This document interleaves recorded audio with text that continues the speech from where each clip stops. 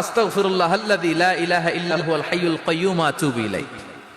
বিষ্ণু বলেন এই ইস্তিগফারটা যদি কেউ পড়ে, আত-তাওয়াল্লি মিন ইয়াউমিজ যাহাফ, যুদ্ধের ময়দান থেকে পালিয়ে আসা কবিরা গুনাহ। কি গুনাহ?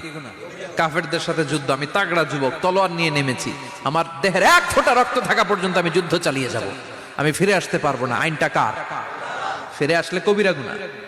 বিশ্বনবী বলেন যুদ্ধের ময়দান থেকে ফিরে এসেছে এরকম কবিরা গুনাহ অবলম্বনকারীও যদি আস্তাগফিরুল্লাহাল্লাযী লা ইলাহা ইল্লা হুয়াল হাইয়ুল কাইয়্যুম ওয়া আতুবু ইলাইহি পড়ে, ওই কবিরা গুনাহকারীকেও ক্ষমা করে দিবে কে?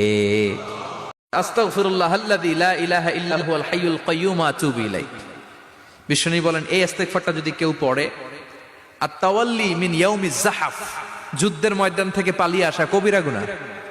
কি গুনাহ?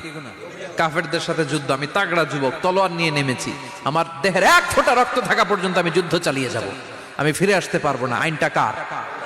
ফিরে আসলে কবিরা গুনাহ।